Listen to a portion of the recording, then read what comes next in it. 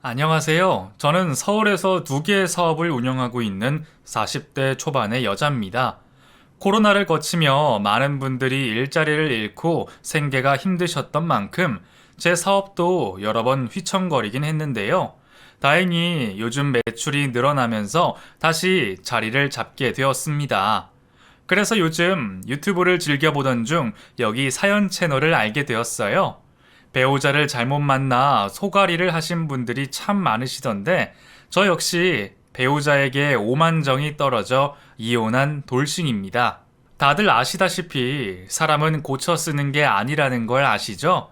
제 전 남편이 딱 그 말과 어울리는 구제불능이었어요. 그럼 얼마나 고치기 어려운 인간인지 지금부터 몇 자 끄적여 보도록 하겠습니다. 저는 전라남도의 끝에서 배를 6시간 타고 들어가야 보이는 섬, 인구가 100여 명 되는 작은 섬 만제도에서 나고 자랐어요. 아빠는 작은 배로 생선을 잡는 어부셨고, 엄마는 물질하는 해녀셨답니다. 그래서 생선과 해물은 원 없이 먹으며 자랐어요. 또 부모님이 열심히 일하시며 키워주신 덕분에 부족함 없이 자랐죠. 제가 자란 만제도에는 인구수가 적다 보니 초등학교 때 만난 친구들이 중학교, 고등학교에 가서도 똑같이 어울렸답니다. 그래서 새로운 친구를 만날 기회가 거의 없었어요. 한편 저는 공부를 잘하는 건 아니었는데 좋아하고 재밌어 했습니다. 그래서인지 성적이 우수한 편에 속했고 친구들이 선생님 다음으로 저에게 많은 질문을 했답니다. 고등학교 3학년 때는 남들보다 더 열심히 공부해서 수능 시험을 거의 만점 가까이 받게 되었어요. 그래서 서울에 있는 한 명문대 영문과에 합격하게 되었고 20살이 되던 해 제 고향 만제도를 떠나게 되었죠. 그렇게 시작된 서울 생활은 굉장히 힘들었어요. 혼잡하고 어지러운 도시가 처음이라 적응하기 힘들었고 음식도 입에 맞지 않아 끼니를 자주 걸렀네요.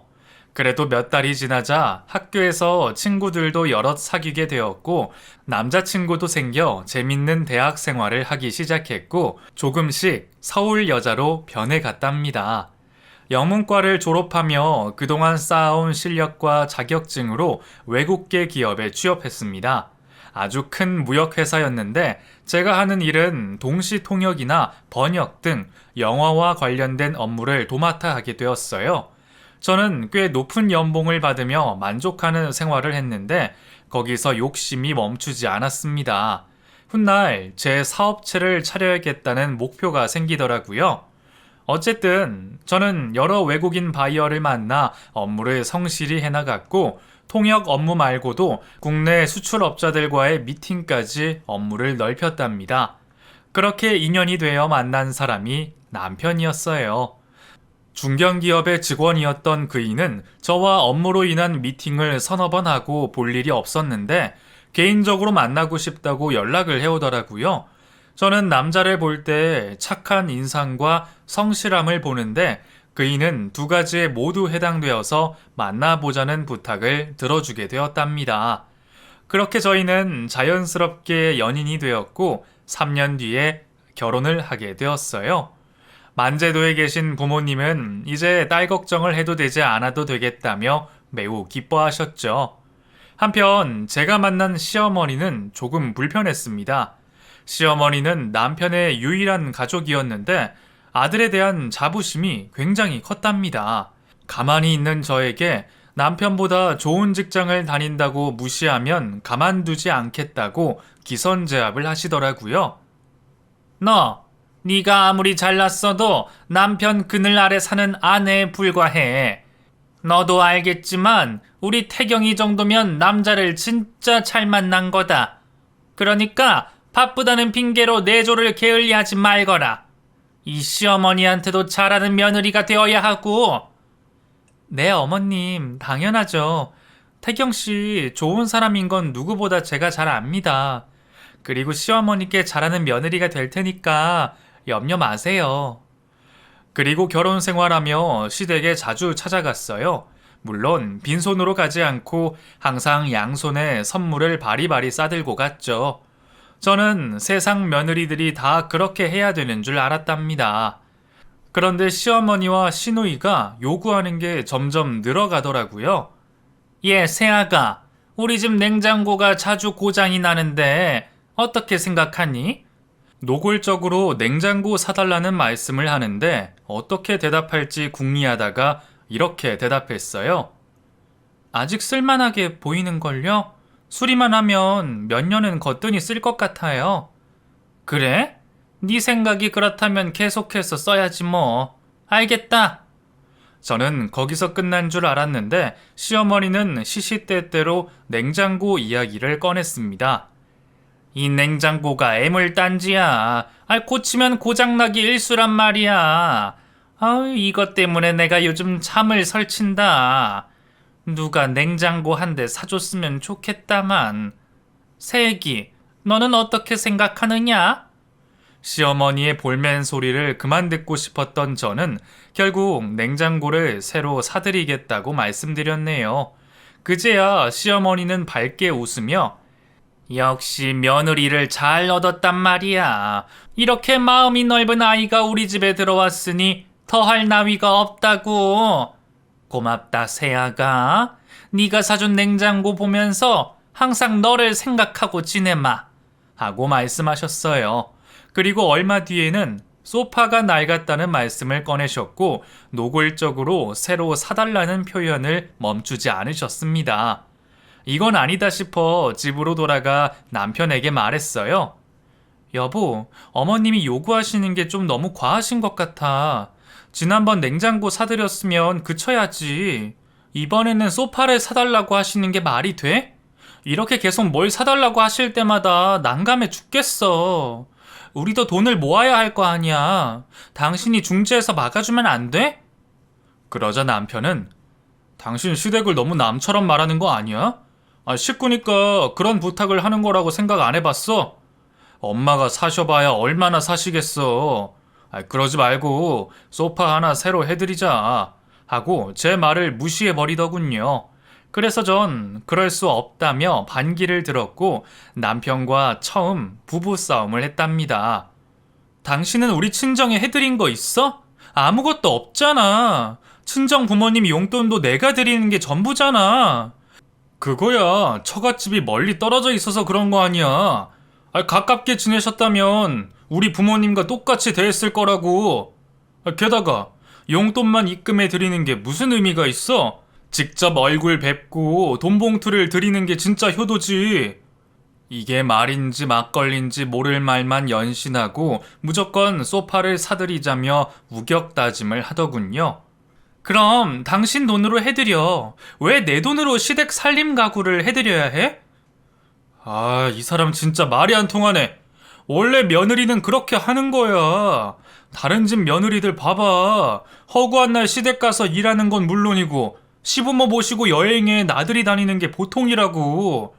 그런데 당신은 어때? 일 핑계로 신경을 거의 쓰지도 않잖아. 그러니까 그런 걸 대신해서 돈을 쓰라는 거야. 그이의 어처구니 없는 말에 저는 대꾸를 하지 않았습니다. 제가 몸으로 때우지 못하니 돈이라도 내라는 말은 억지로밖에 들리지 않았답니다. 그 일로 몇 번이나 남편과 다퉜고 끝까지 제 지갑을 열지 않았습니다. 그런데 며칠 뒤 아빠가 바다로 어획을 하러 가셨다가 배가 뒤집히는 선박사고로 돌아가셨다는 연락을 받았습니다. 저와 남편은 부부싸움 중이었지만 큰 일을 겪게 되자 모두 잊어버리고 오로지 친정 아빠에 대한 슬픔을 나누며 만제도로 향하게 되었어요.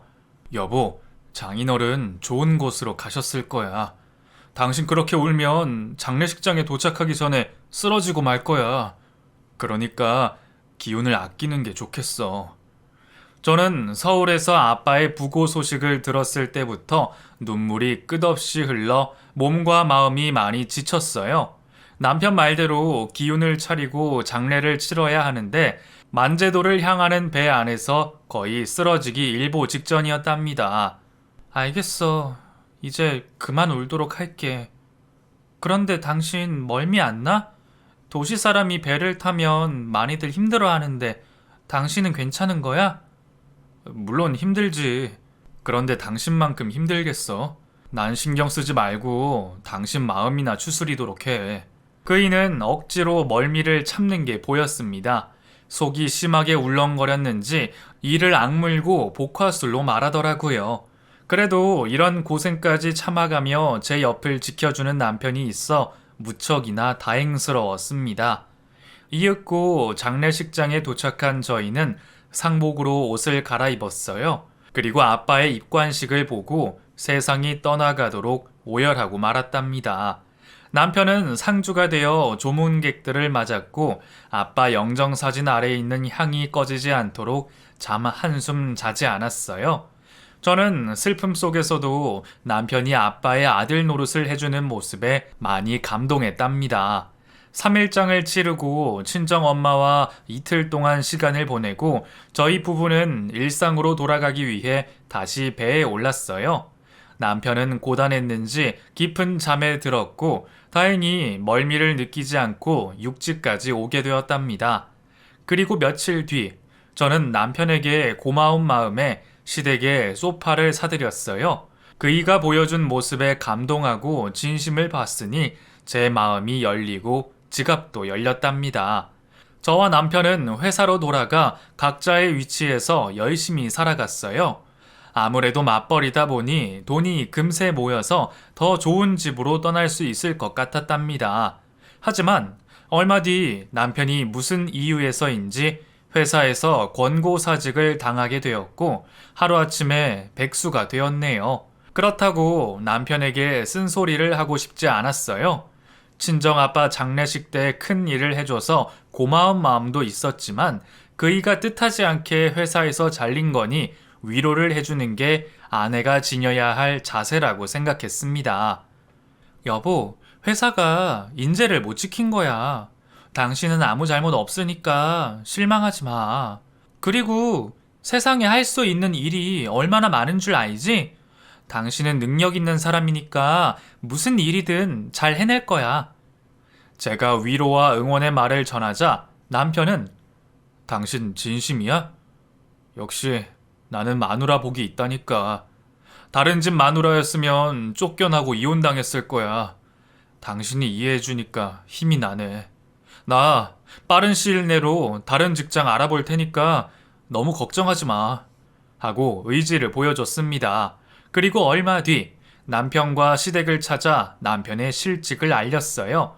그러자 시어머니는 잠시 놀라긴 했지만 제 눈치를 보며 말씀하셨어요. 이거 아무래도 새끼 네가 내 아들 기를 빨아먹어서 그런 것 같다. 내가 전에도 얘기했지. 남편 그늘 아래서 살아야 하는 게 아내라는 말. 네가 회사에서 설쳐대고 다니니 내 아들 기를 빨아먹어서 이 사단이 난 거라고. 너무 기가 막히고 말도 안 되는 말씀을 하셔서 뭐라 대꾸를 못 하겠더라고요.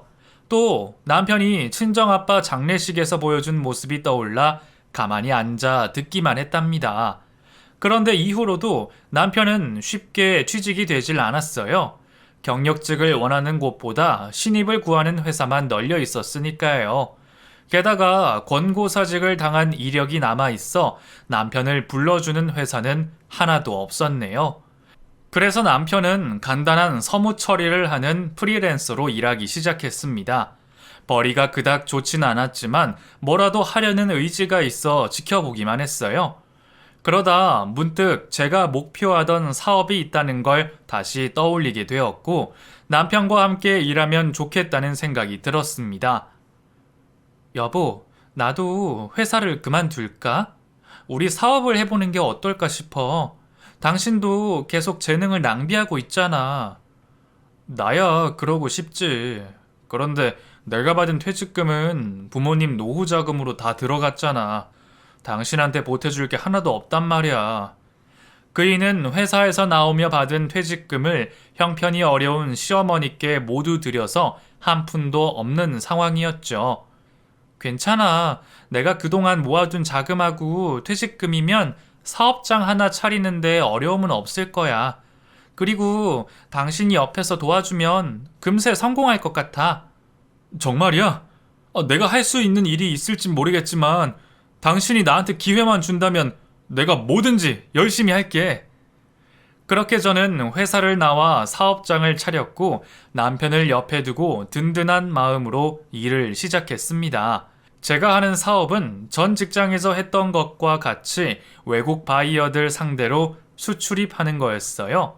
남편은 영어가 안 돼서 간단한 서무와 사무실 청소를 하는 일이 대부분이었는데 그래도 제 옆에 있으니 크게 도움이 되었답니다. 또 제가 회사에서 나오며 따라 나온 여직원이 둘이나 되어서 직원을 따로 구할 필요가 없었어요. 직원들과 합이 잘 맞으니 회사 성장 속도가 거의 수직으로 올랐답니다. 그래서 이듬해 회사는 월 매출 3억에 달했고 제가 차린 회사는 무역회사에서 꽤 인지도가 올라 영업을 따로 하지 않아도 바이어들이 알아서 찾아오게 되었습니다. 그렇게 성공의 주가를 달리니 시어머니는 당신의 아들 덕에 그렇게 된 거라며 기세등등 하셨어요. 거 봐라, 내가 뭘 했니? 내 아들 그늘 아래 있으니 이렇게 일이 술술 풀리잖아. 세익이 네 돈으로 사업장을 차렸지만 태경이가 거기에 들어가 앉아있으니 이런 복을 받은 거라고. 이제 내 말 알아듣겠니? 역시나 남편을 칭찬하며 제가 그의 덕을 본 거라 확신하고 계시더라고요.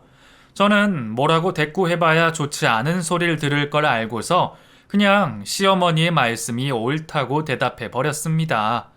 여하튼 사업이 나날로 잘 되자 더 큰 목표가 생겼어요. 사업을 확장하기로 말이죠. 우리나라에서 수출할 품목이 워낙 많다 보니 욕심이 멈추지 않더라고요. 그래서 사업장을 한 군데 더 마련하기로 했답니다. 여보, 이번에 새로 차리는 경기도 사업장은 내가 자리 잡을 때까지 내려가 있어야 되겠어. 당신이 그동안 서울에서 관리 좀 해줘. 어려울 거 없어. 그냥 당신 하는 일에 직원들만 잘 관리하면 돼. 정말? 맡겨만 주면 정말 열심히 할게. 고마워, 여보. 그렇게 사업장 하나를 남편과 직원들에게 맡겨두고 저를 따라 나온 후배들을 데리고 경기도로 내려가 따로 사업장을 운영하게 되었어요. 초반에 자리 잡는 데 시간이 걸려 평일에는 사무실에서 자고 내서 주말에나 집으로 가서 남편을 봐야 했답니다. 1년 후 2개의 사업장 모두 크게 성공했고 돈을 쓸어 담는 일만 남았어요. 물론 더 크게 사업장을 꾸리는 게 새로운 목표이긴 하지만 조금 시간을 두고 지금의 사업장만 유지하기로 했답니다. 제가 일이 바쁘다 보니 시댁에는 거의 찾아가지 못했어요. 물론 멀리 있는 친정에도 갈 꿈도 꾸지 못했고요. 그래서 안부 전화만 자주 드리고 용돈을 붙여드리는 것으로 대신했네요. 반면 남편은 시댁에 자주 오가며 아들 노릇을 이어갔습니다. 수입이 늘었으니 시부모님께 그동안 해드리지 못한 선물과 용돈을 실컷 해주는 것 같더라고요. 남편이 했던 말처럼 친정이 가까웠더라면 남편이 참 잘해드렸을 텐데 하는 아쉬움이 들기까지 했답니다. 그래서 친정 엄마한테 몇 번이고 서울로 올라와서 지내는 게 어떻겠냐고 물었어요. 제가 전원주택을 마련해 드릴 테니 여기서 딸과 사위의 효도를 받으며 편한 노후를 받으시라고 설득했죠. 하지만 엄마는 고향을 떠나는 게 쉽지 않다고 매번 거절하셨답니다. 그러던 어느 날 시어머니가 등산하던 중 다리를 다치시게 되어 저희 집으로 모시고 오게 되었어요. 아무래도 거동이 불편하셔서 혼자 있는 것보다 저희와 함께 지내는 게 나았죠. 그래서 저는 회사를 나가 간단한 보고를 받고 집으로 돌아와 시어머니를 정성을 다해 간호했어요. 식사를 챙겨드리고 산책을 시켜드리고 말동무 해드리는 게 전부였지만 나름 며느리 노릇을 톡톡히 하며 한 달의 시간을 시어머니와 함께 보냈답니다. 다행히 시어머니는 쾌차하시고 다시 시댁으로 돌아가셨죠. 그리고 얼마 지나지 않아 이번에는 친정 엄마가 다쳤다는 소식을 듣게 되었습니다. 엄마와 가깝게 사는 외삼촌께 연락을 받았어요. 미수가, 네 엄마가 며칠 전에 그 물질하러 나가던 길에 돌길에서 넘어져서 허리를 다치셨다. 아니 많이 다쳐서 누워만 계셔. 네? 많이 다치셨어요? 병원에는 가봤어요? 응, 아니, 아주 심한 건 아니래. 아니, 수술이 필요한 건 아니지만, 아니, 몇 달 동안은 물질을 하지 말라더라. 아무래도 네 엄마 연세도 있고 하니 그 회복하는데 오래 걸릴 것 같다. 미숙이 너 요즘도 많이 바쁘지? 아이, 그래도 한번 들러주면 좋겠어. 아, 그럼요. 당연히 들러야죠. 바쁜 일 다 끝났으니까 이번에 2주 정도 휴가 내서 내려가도록 할게요. 그동안 삼촌이 엄마 좀 돌봐주세요. 다행히 크게 다치지 않으셔서 안도의 한숨을 내셨지만 거동이 불편하다는 말씀이 가슴에 내내 걸려 하루빨리 친정에 내려가야겠다는 생각이 들었습니다. 그래서 집에서 만난 남편에게 엄마가 다친 이야기를 꺼냈고 함께 친정에 가보자고 말했어요. 그동안 친정이 멀어서 못 가봤는데 이번에 한 2주 정도 다녀오는 게 어때? 2주나? 그런데 당신이나 내가 없으면 회사는 어떡하고?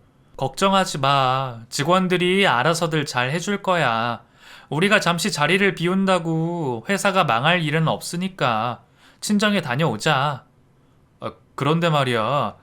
나 사실 지난번 장인어른 장례식 갔을 때 그 배멀미가 너무 심해서 죽는 줄 알았어.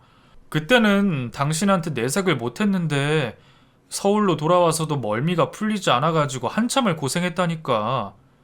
그 이의 뜻밖의 대답에 조금 난감했습니다. 그랬어? 많이 힘들었겠네?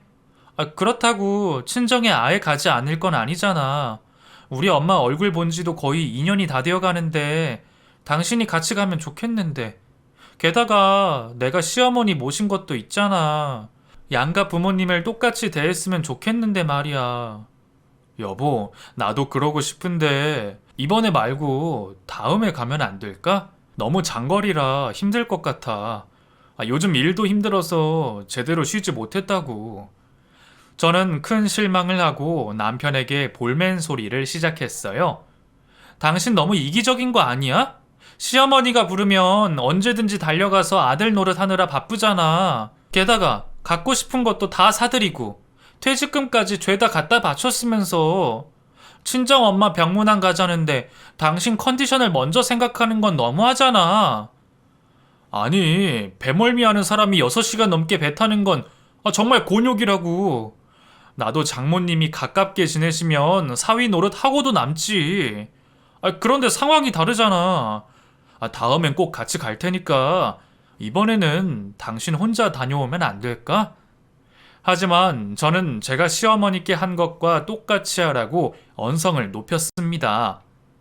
당신 이런 식으로 나오기야? 솔직히 말해서 당신이 누구 덕에 이렇게 먹고 살고 시어머니께 효도할 수 있었던 건데 따지고 보면 다 내 덕에 편하게 사는 거잖아. 안 그래? 뭐? 지금 말 다 했어? 그깟 병문안 못 간다고 했더니 아주 막말을 하는구나. 누가 들으면 내가 당신 회사에서 놀고 먹은 줄 알겠어. 나도 내 할 일 제대로 했단 말이야. 사업 성공에 내 몫도 분명히 있다고. 안 되겠어. 기분 더러워서 오늘은 엄마 집에 가서 잘 테니까 잘난 당신 혼자 푹 쉬도록 해. 그이는 제가 한 말에 크게 분노하며 집을 나가버렸습니다. 그리고 몇 시간 뒤 예상대로 시어머니께 전화가 걸려오더군요. 네, 어머님. 얘기 들었다. 너는 생각이 있니 없니? 니들 부부가 사업하는 사람이라는 걸 잊은 거야?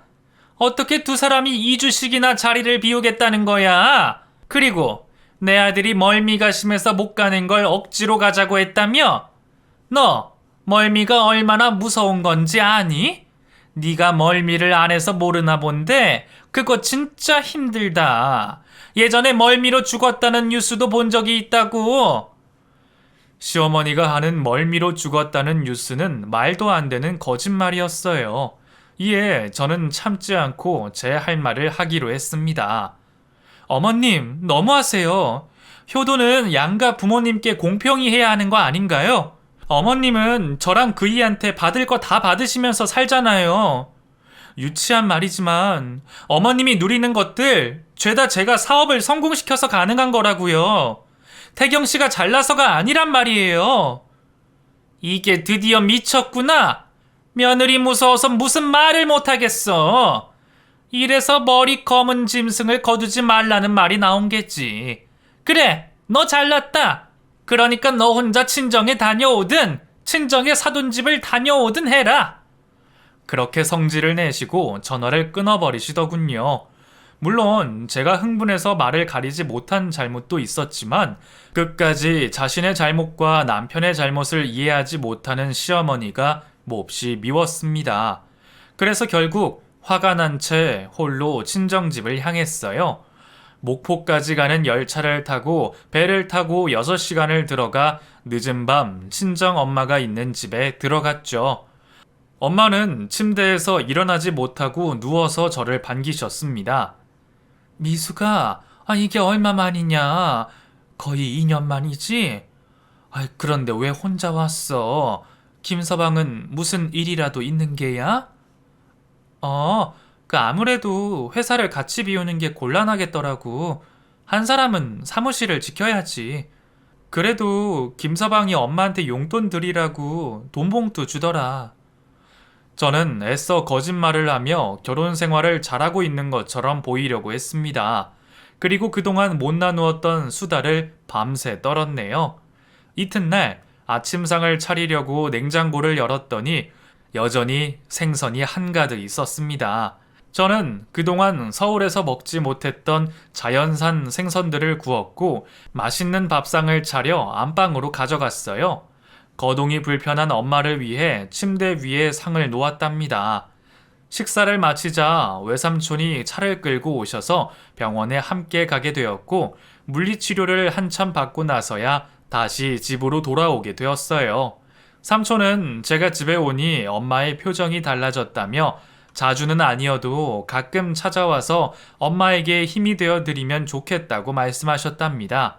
그래서 저는 이때다 싶어 엄마한테 말했어요. 엄마, 이제 나랑 같이 서울에서 살면 안 돼? 내가 여기로 내려와 살 수는 없으니까 엄마가 양보 좀 해줘. 딸이 전원주택까지 마련해 준다잖아. 응? 됐네요. 고향 땅을 떠나는 게 말처럼 쉬운지 아니? 여긴 엄마가 태어난 곳이기도 하지만 네 아빠가 돌아가신 곳이야. 여길 떠나면 평생 그리워하며 살게 될 거라고. 엄마는 엄마 인생을 살 테니까 너는 네 인생 살도록 해. 역시나 엄마는 제 마음과 통하지 않았습니다. 하지만 여기서 포기하지 않고 계속해서 설득해 빠른 시일 내로 서울로 모셔가기로 마음먹었어요. 사흘 동안 엄마를 간호하며 즐거운 시간을 보냈고 다행히 엄마는 몸을 회복하셔서 저와 산책까지 가능했답니다. 그래서 남은 열흘의 시간 동안은 재밌게 놀면서 보내기로 했죠. 그런데 저녁쯤 의문의 문자 한 통이 왔습니다. 남편이 회사 카드로 뭔가를 결제한 것 같은데 어찌된 일인지 결제 문자가 제 번호로 날아온 겁니다. 여하튼 문자는 여행사에서 온 것이었고 서부 지중해 3개국 크루즈 여행 결제 완료라고 왔답니다. 크루즈면 배를 타고 다니는 여행을 말하는 건데 배멀미가 심한 남편이 이걸 왜 결제했는지 의구심이 들었네요. 뭔가 이상하다 싶어 남편에게 아무것도 모른 척하고 전화를 걸었습니다. 그 장모님은 괜찮으셔? 응, 어디야? 어디긴 회사지. 당신 화난 건 좀 풀렸어? 다음에는 같이 갈 테니까 너무 속상해하지 마. 간 김에 푹 쉬고 돌아오도록 하고. 그래, 당신도 시어머니랑 어디 바람이라도 쐬고 와. 바람? 에이, 내가 그럴 시간이 어딨어. 그리고 나도 양심이 있지. 장모님이 아프신데 어떻게 놀러 다니겠어. 당신은 아무것도 신경 쓰지 말고 장모님이랑 잘 보내고 와. 그렇게 그이의 떨리는 목소리를 듣고 거짓말을 한다는 걸 깨달았습니다. 배멀미로 장모님 문병 오는 건 힘들다더니 제가 없는 사이에 크루즈 여행을 떠나는 게 말이나 됩니까? 이건 가만히 참고 있으면 바보 멍청이라는 생각이 들어 서울로 올라가기로 했습니다. 제 두 눈으로 남편이 거짓말하는 걸 확인해야 했으니까요. 그래서 친정 엄마께 죄송하다고 말하고 조만간 다시 내려오겠다고 말씀드리곤 이튿날 만제도를 떠나 서울로 올라가게 되었어요. 일단 집으로 들어가 남편의 옷장을 열었더니 짐을 싸서 나간 흔적이 역력했습니다. 여행 가방도 사라진 걸 보니 크루즈 여행을 떠난 게 분명해 보였죠. 그래도 아주 혹시나 하는 마음으로 남편에게 맡긴 사업장을 찾아갔습니다. 제가 사무실에 들어서자 모든 직원이 기립해 인사를 했고 저는 수고가 많다는 인사를 건넸습니다. 그리고 역시나 그이의 자리는 비워져 있었죠. 저는 직급이 높은 직원에게 물었답니다. 김 이사가 자리에 없네요? 어디 가셨나요? 직원은 뜸을 들이더니 말을 더듬더군요. 그게 이사님은 지금 거래처 사람을 만나러 외근 나가셨습니다. 아마 오늘은 들어오시지 않을 거예요, 대표님. 직원이 남편의 비밀을 감춰주려는 게 훤히 보여서 다시 물었습니다. 그래요? 거래처 누구요? 제가 모르는 거래처는 없을 테니 말해보세요. 그러니까 그게... 박 과장님, 저 여기 대표입니다. 거짓말할 생각이라면 안 하시는 게 좋을 거예요. 그러자 박 과장은 체념한 표정으로 말을 시작했습니다.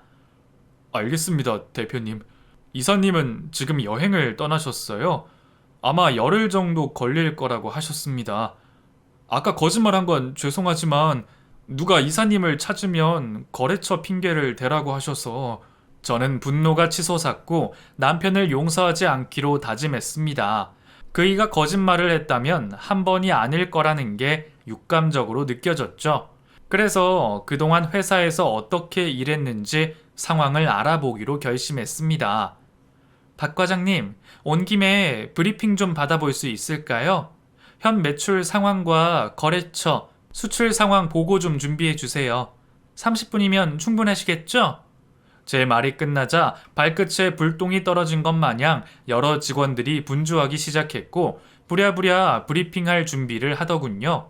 이윽고 매출 상황과 순이익을 발표하는데 뭔가 석연찮은 부분이 있었습니다. 수익 구조에 이름 모를 회사가 끼어 있더라고요. 잠깐, 저기 회사는 뭐죠? 우리가 직수입을 하고 직수출을 하는데 중간에 회사가 하나 끼어 있네요? 저기에 대해서 해명해 보세요. 그러니까 대표님, 말을 더듬지 말고 똑바로 말씀하세요. 그렇게 몰아쳤더니 박 과장은 사실을 실토하기 시작했습니다. 사실 이 회사는 없는 회사입니다. 유령 회사죠. 이사님이 중간에 끼워 놓으셨습니다. 저희는 시키는 대로 한 죄밖에 없습니다, 대표님. 여기서 더욱더 큰 분노가 솟구친 저는 박 과장에게 소리를 지르며 회사 문서를 죄다 가져와 보고하라고 일렀습니다. 하나 둘씩 껍데기를 벗겨보니 남편은 유령 회사를 만들어 이익을 남겨 먹은 건 기본이었고 하청업체에 뇌물까지 받은 정황이 드러났습니다. 매출이 유지가 되고 있어 제가 별다른 의심을 하지 않아 이 사단이 난 거죠. 저는 모든 것을 바로잡기 위해 자문 변호사를 호출했고 그동안에 남편이 저지른 횡령과 배임, 뇌물수수죄에 해당하는 문서를 작성했습니다. 결과적으로 남편은 제 사업장에서 많은 돈을 빼돌렸고 하청업체에 받아먹은 뇌물까지 해서 억소리가 나는 큰 돈을 가져간 겁니다. 이렇게까지 회사를 망치게 내버려둔 제 잘못도 있었지만 남편의 잘못을 절대 용서해주고 싶지 않았습니다. 그이는 이렇게 막대먹은 짓을 저질러 놓고 제가 친정에 다녀오는 기간에 맞춰서 크루즈 여행을 떠난 상황이었죠. 결국 저는 이혼 소장과 회사 횡령과 뇌물수수죄로 고소장을 바로 접수했습니다. 이런 인간과 수년을 같이 살았다는 게 치욕적으로 느껴지더군요.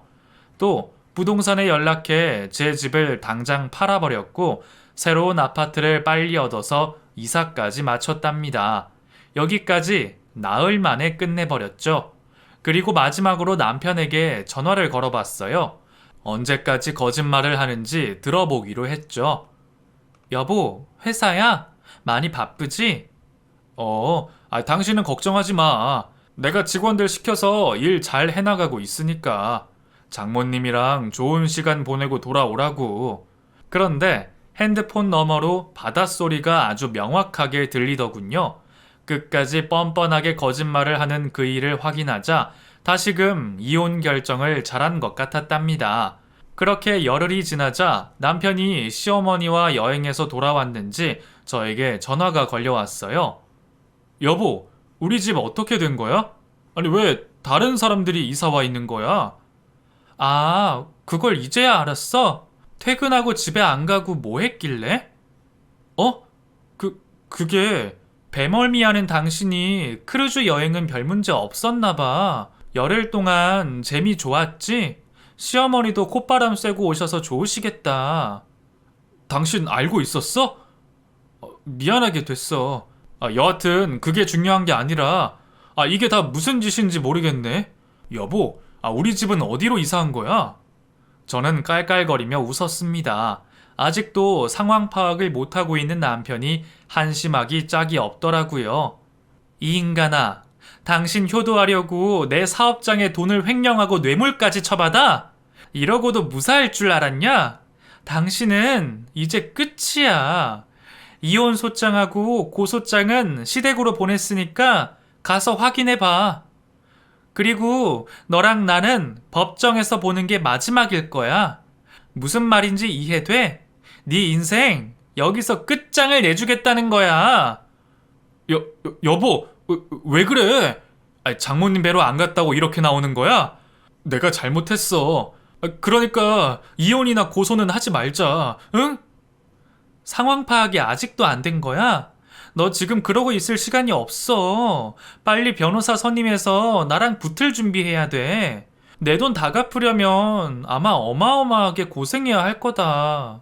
여하튼 알아서 잘 해봐. 그렇게 전화를 끊어버리자 이번에는 시어머니한테 전화가 오더군요. 아무래도 이혼 소장과 고소장을 받아본 모양입니다. 새아가, 이게 다 뭐니? 이혼 소장이라니. 뭔가 잘못된 거지? 게다가 고소장은 또 뭐야? 이 노인네가 뭘 알겠냐마는 새끼 네가 많이 화가 난 것 같구나. 우리 오해가 있다면 대화로 풀어보는 게 어떻겠니? 어머님, 고소장 받으니까 바로 태도가 변하시네요? 언제는 아들 덕분에 제가 먹고 사는 거라고 하시더니 마음이 바뀌기라도 하신 거예요? 그게 무슨 소리냐? 난 항상 새애기 너에게 감사하는 마음으로 지내고 있었어.